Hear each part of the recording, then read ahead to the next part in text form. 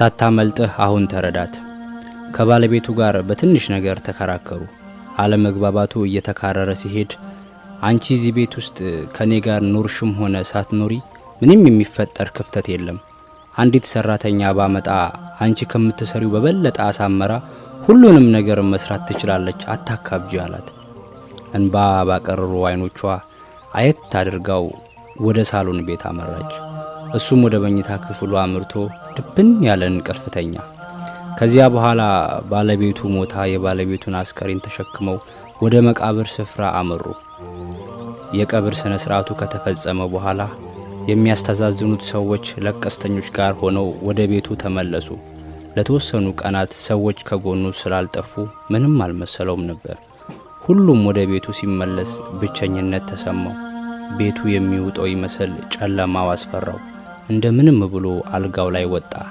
ባለቤቱ ተተኛበት የነበረውን ቦታ ባዶ ሆኖ ሲያገኘው ለመጀመሪያ ጊዜ የሐዘን ስሜት ተሰማው።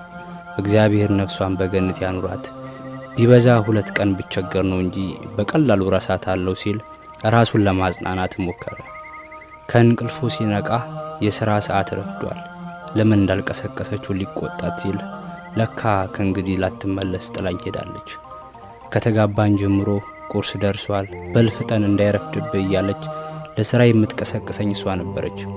ካሁን በኋላ ካለሷ እርዳታ በጊዜ መነሳቱን መልመድ ሊኖርብኝ ነው አለ። ቁርስ ሳይበላ ወደ ሥራ ቦታው አመራ። ቀኑ በዝግታ እያለፈ ቢሆንም የሆነ ነገር ቅር እንዳለው ይታወቅበታል። ምን ይሆን ሲል አሰበ። የባለቤቱ የስልክ ጥሪ ነው። ሁሌም ሥራው ላይ ሆኖ ትደውልለት ነበር። አሁንም ከትንሽ ጊዜ በኋላ ሌላ ስልክ ለነገርህ እንዴት እንደናፈከኝ ለነገርህ አልችልም፣ ደግሞ እንዳትቆይ በጊዜ እንድትገባ እንዲህ የምታደርገው ልትቆጣጠረው ስለፈለገች እየመሰለው ይናደድባት ነበር። ዛሬ ግን ድምጿ ይህን ነገር አምጣ የምትለው የሚጨቃጨቁት ነገር ናፈቀው።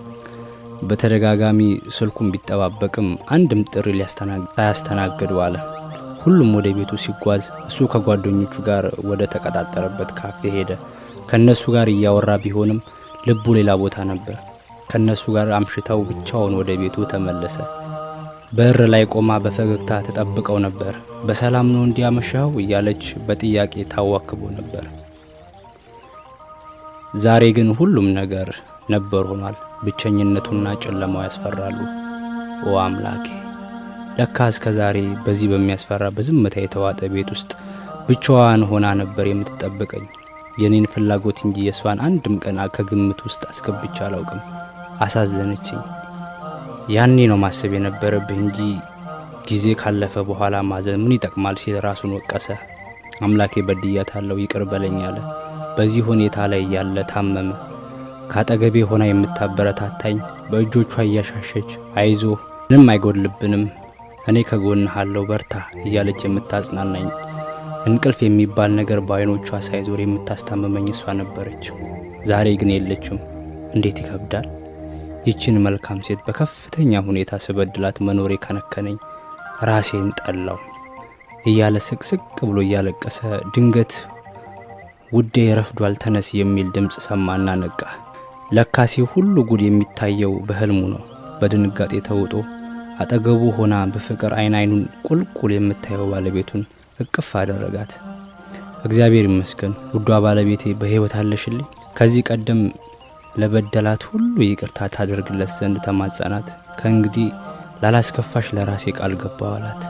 ነገሮች ካለፉ በኋላ ከመጸጸት አሁንኑ ካንተ የሚጠበቀው ነገር ለማድረግ ጥረት አድርግ።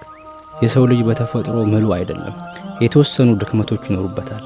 ያንን ድክመቱን እንደ ማጥቂያ መሳሪያ እየተጠቀመ ይበልጥ አታቁስለው። በተለይ የህይወት አጋር በሆነችው ባለቤት ላይ ልቧን የሚሰብሩ ቃላትን ከመጠቀም ተቆጠብ። ዳግም መጠገን ትችል ይሆናል። እንደ በፊቱ መመለስ ግን የማይታሰብ በመሆኑ ከመላስ ለሚወረወሩ ቃላት ከፍተኛ ጥንቃቄ አድርግ።